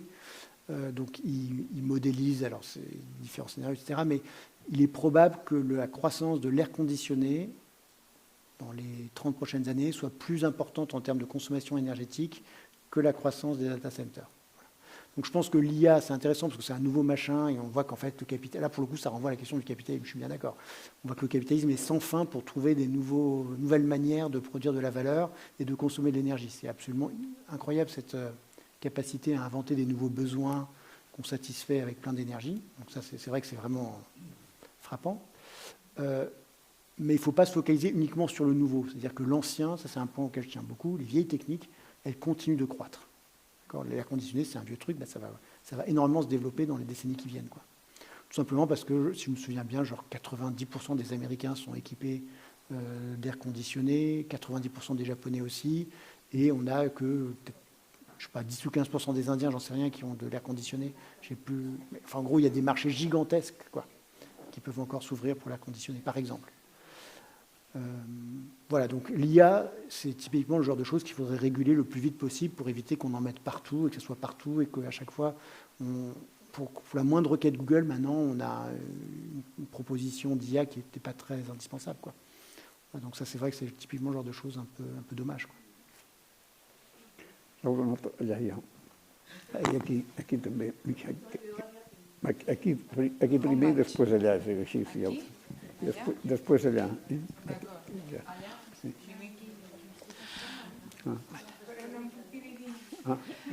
Mi pregunta es cortita. Si los gobernantes y los líderes del mundo fingen demencia con el tema de la transición energética, los grupos, los activistas que están peleando, ¿tienen alguna solución? ¿Proponen alguna solución? ¿Esas soluciones llegan a estos líderes del mundo o todos fingiremos demencia? ¿Es que, pero una solución? No entendí. Sí, los grupos activistas que defienden y que están, o sea, por el cambio climático, presentan o hacen o dan alguna solución y esas soluciones llegan a los líderes del mundo, o todos fingiremos demencia hasta que ya el planeta no dé más. Je crois oui, tout le monde est un peu dans un jeu de rôle, quoi. Je crois sincèrement, c'est-à-dire qu'il n'y a pas, enfin, c'est pas comme si. Et d'ailleurs, Greta Thunberg, là-dessus, elle était très honnête. Elle ne disait pas qu'elle avait de solution. Je crois que là-dessus, il faut reconnaître. Enfin, ceux qui s'intéressent vraiment au problème et qui se renseignent, etc., ils voient bien que, hormis une fois encore l'électricité, il s'agit bien de réduire la consommation, quoi, dans plein de domaines. Et donc, la solution, en fait, on sait tout ce qu'il faut faire, mais on n'a pas envie de le faire d'une certaine manière. Je crois que c'est plutôt ça la réponse honnête, quoi. Gràcies per la conferència. La meva pregunta és, donat que el tecnosolucionisme és una il·lusió políticament fomentada i discrepant de certes solucions socials com el control demogràfic, etc., sembla que el futur, diguéssim, per no pensar en un futur catastrofista, vindria per una regulació democràtica. La pregunta és, en la seva opinió, qui ha de fer aquesta regulació, com s'ha de fer, quins són els actors i quines han de ser les seves agendes? Alors, tout ça sont des questions très graves et importantes. Moi, je suis juste historien, vous voyez ce que je veux dire. Et c'est vrai que je n'ai pas une compétence particulière pour répondre à cette question ou d'autres questions de ce type-là. Moi, il me semble qu'avant pour avoir un débat démocratique éclairé, il faut déjà bien comprendre la nature du problème. Voilà. Et je pense que l'histoire aide à comprendre un petit peu la nature du problème. Voilà. Après, ma réponse personnelle, oui, c'est que, de toute manière, vu qu'il s'agit de changer nos modes de vie profondément, ça peut se faire que s'il y a une adhésion démocratique à cette chose-là. Et l'idée qu'il nous faut une dictature pour régler le changement climatique, c'est une idiotie, parce qu'on voit bien que les dictatures, au contraire, elles ont besoin d'acheter la paix sociale avec plus de consommation. Donc c'est pour ça que je suis pas voilà, je reste persuadé qu'il n'y a pas de raison qu'une démocratie ne soit pas plus à même de gérer ce problème-là qu'un pouvoir plus autoritaire, quoi. Parce que, une fois encore, c'est vraiment un changement très profond, de société.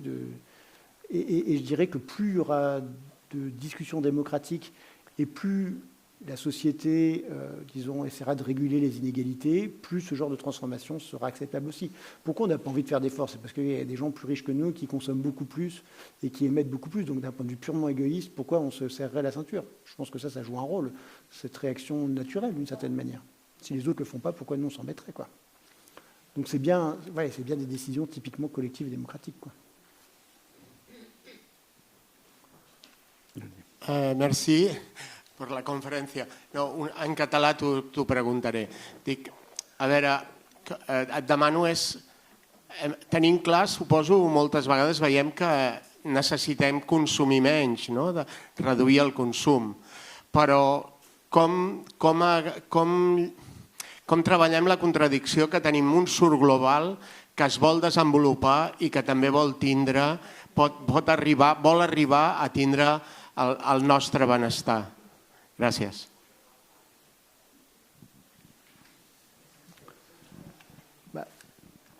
Je crois qu'il y a deux réponses. Premièrement, l'idée de réduire la consommation des riches dans les pays riches, c'est bien pour laisser plus de place dans l'atmosphère au développement des autres pays, d'une certaine manière. Et la deuxième réponse, je pense que si on arrive à montrer... Alors, une fois encore, on n'arrêtera pas, mais on peut ralentir le changement climatique. Mais si on arrive à montrer qu'on peut avoir des sociétés démocratiques, relativement moins inégalitaires, où on a une bonne espérance de vie, un accès à l'éducation et à la santé, et qui arrive vraiment à réduire drastiquement les émissions de CO2, ça pourrait être un modèle d'une certaine manière, d'un point de vue, sans avoir une vision trop patriotique de cette affaire-là, mais ça pourrait être des sortes de modèles de développement. D'une manière toute bête, ce serait plutôt bien que des pays comme la Chine ou des pays d'Amérique du Sud comme le Brésil ou le Nigeria plus tard prennent comme modèle des pays d'Europe de l'Ouest plutôt que les États-Unis. Aux États-Unis, on a un niveau de vie qui est franchement pas supérieur à celui de l'Union européenne. À bien des égards, c'est même moins bien pour l'espérance de vie, par exemple. Et ils émettent 2 fois plus par personne quand même. Donc ça veut dire que même au sein du monde riche, il y a des énormes écarts en fait de trajectoire et de choix de société. Donc voilà, ça c'est un point qui me semble important, quoi.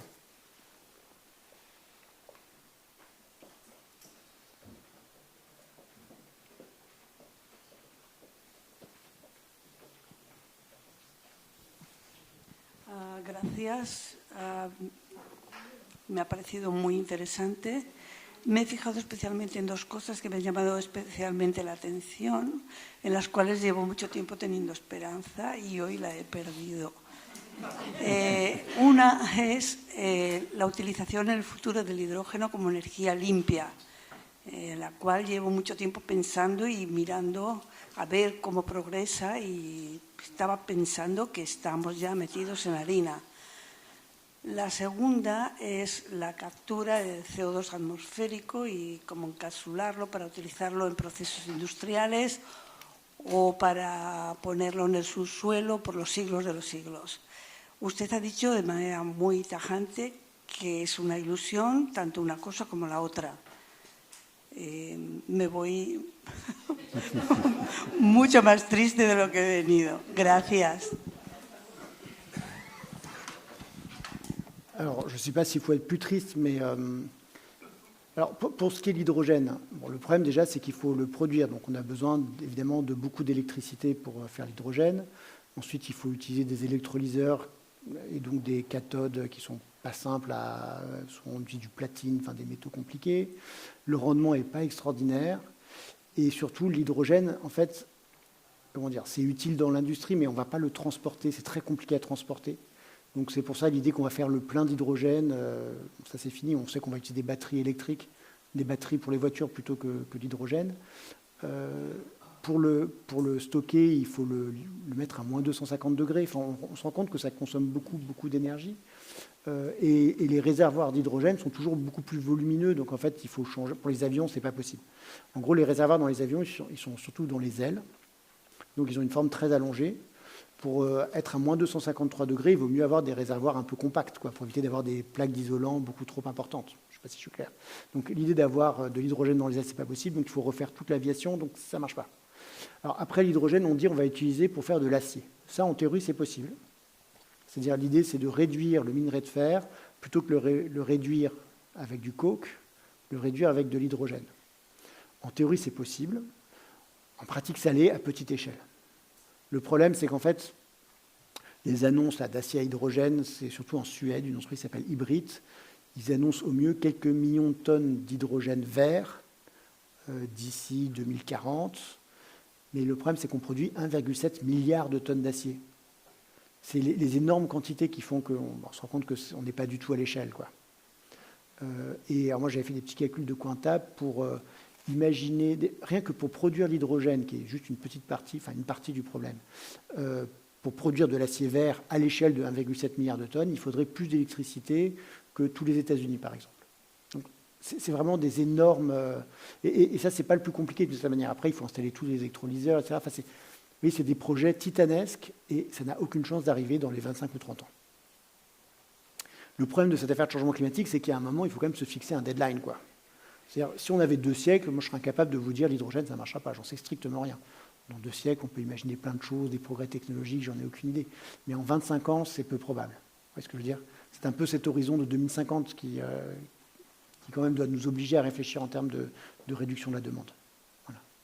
Après, il y a d'autres secteurs qui sont durs à décarboner. Le ciment, j'en ai pas parlé, mais le ciment, c'est le procédé industriel lui-même qui émet du CO2. Puisqu'on chauffe du calcaire très très fort, et le calcaire se transforme en CaCO3, ça fait CaCO, et il y a un CO2 qui part dans l'atmosphère. Et là, pour ça, il faut récupérer le CO2 à la sortie des cimenteries. Pareil, en théorie, c'est possible, mais ça consomme plein d'électricité, ça coûte très cher, et c'est polluant de récupérer le CO2, en fait, parce qu'il faut des produits chimiques, des amines, qui sont polluantes. Or, où est-ce qu'on produit le ciment? C'est même plus dans les pays riches, en fait. Où est-ce qu'on produit le plus de ciment? D'abord en Chine, ensuite en Inde, le troisième, ça doit être l'Indonésie, j'imagine, mais je ne suis pas sûr de moi. En gros, ce n'est pas des pays les plus riches. Donc c'est peu. Et alors, un endroit, par contre, où on produit beaucoup de ciment, ça j'en suis sûr, c'est toute l'Afrique de l'Ouest, le Nigeria en particulier, parce qu'il y a un énorme boom d'urbanisation dans cet endroit-là. Et on ne va pas produire du ciment zéro carbone dans les pays pauvres. C'est pas vrai, ça coûte beaucoup plus cher. Mais ce que je veux dire, si même technologiquement c'est possible de le faire à l'échelle, Donc c'est pour ça que je dirais qu'il faut faire preuve d'un peu de réalisme, Ce genre de choses-là, on ne va pas le décarboner. Donc la question clé, c'est plutôt qu'est-ce qu'on va faire avec du ciment? Ça peut faire des choses utiles comme des choses inutiles. Et donc c'est ça, moi ce qui m'embête de la discussion extrêmement technologique autour du changement climatique, c'est qu'on ne pose pas la question de l'utilité. On se dit on va faire du ciment vert. Alors qu'on ferait mieux de dire, le ciment, il ne sera pas vert. La question, c'est qu'est-ce qu'on en fait, Est-ce que c'est pour faire un xème contournement routier pas, moi j'habitais à Montpellier, c'est pas très loin de Barcelone, mais alors là, c'est une ville qui a beaucoup cru. Et on a construit des infrastructures gigantesques pour contourner Montpellier, pour aller encore plus vite. C'était pas indispensable, objectivement. Par contre, c'est pour faire un réseau d'adduction d'eau. Bon, ça c'est très utile, on n'hésite pas, on emploie le ciment. Vous voyez ce que je veux dire ? Le problème de cette discussion ultra technologique, c'est que ça ne nous fait pas poser la question de l'utilité du carbone. Il y a du carbone utile et il y a du carbone inutile. Et ça, il faudrait que les économistes nous aident à poser cette question-là. Sauf qu'ils n'ont pas cadré le problème du changement climatique comme ça. Ils ont cadré le problème du genre comment minimiser le coût de la décarbonation. Et ben, c'est en imaginant que d'ici 30 ans, on aura les technologies qui nous permettront de faire la même chose que ce qu'on fait maintenant, mais sans carbone. Au fond, c'est comme ça qu'il a été posé, le changement climatique. Allà hi ha una pregunta que serà l'última, si és. Sí, hola. Primer que res, moltes gràcies per l'exposició. Jo no marxo més pessimista perquè jo més o menys ja ho tenia assumit. Jo treballo en polítiques d'acció climàtica a nivell local i més o menys tinc clar que l'única manera de combatre el canvi climàtic és canviant l'estil de vida. No hi ha altre. No és un tema tecnològic, és un tema d'organització social. I això vol dir mesures econòmiques, socials i polítiques, etc. Però per no tornar-te a posar en un altre compromís, vaig a l'historiador. Perquè, diguem, ara, en gran part, el problema és que tots els incentius del capital i dels polítics són a molt curt termini.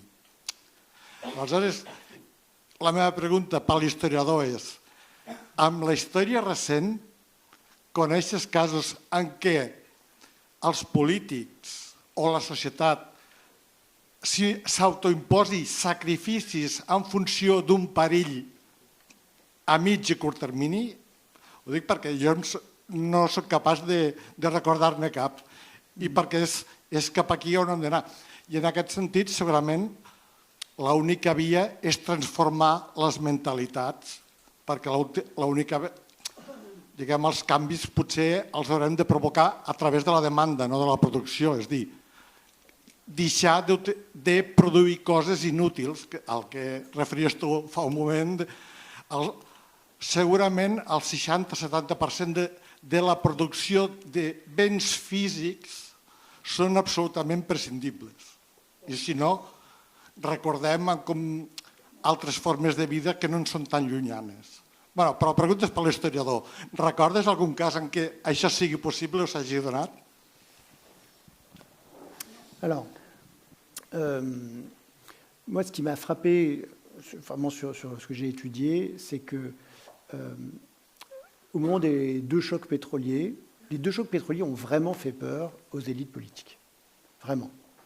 C'est-à-dire qu'il y avait eu des rapports, par exemple, la Ford Foundation aux États-Unis, proche du Parti démocrate, donc pas du tout un truc d'écologie radicale, disait, mais en fait, non, le pétrole, c'est fini au fond.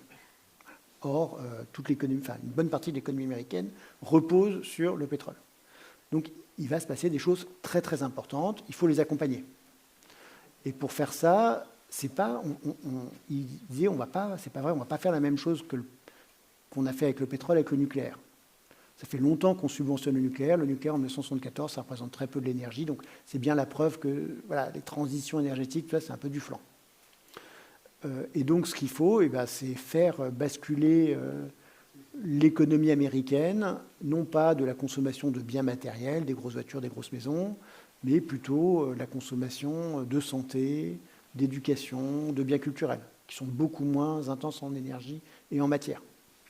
Il faut que l'abondance, ça soit plutôt la sécurité. Pas l'abondance plutôt, mais la sécurité.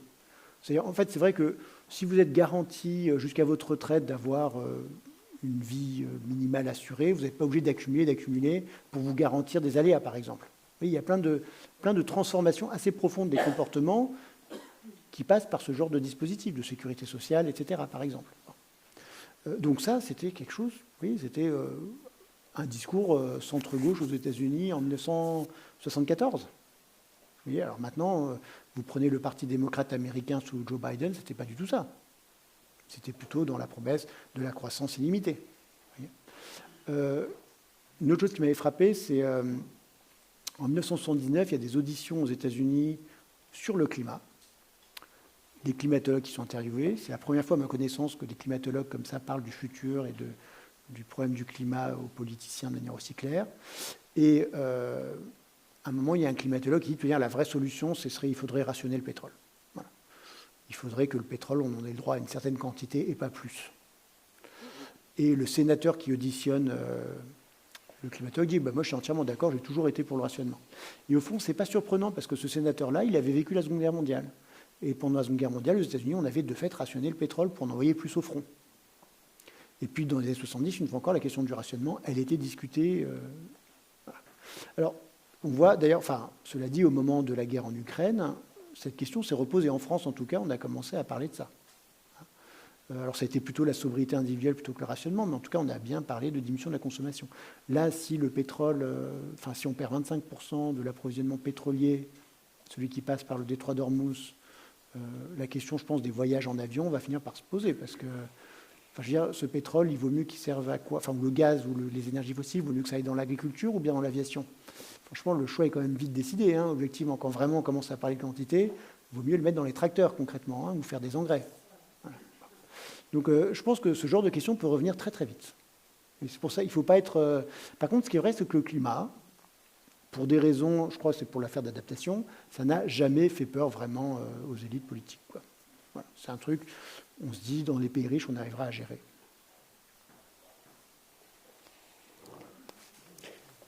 Muy bien, muchísimas gracias, Jean-François. Jean-Baptiste, j'espère qu'on aura l'opportunité de se retrouver encore et peut-être même d'un jour organiser un séminaire de quelques jours sur un sujet comme celui-là, qui vraiment c'est un sujet avec toutes les expectatives et pas avec tous les soucis possibles. Merci beaucoup, Jean-Baptiste. Muchísimas gracias.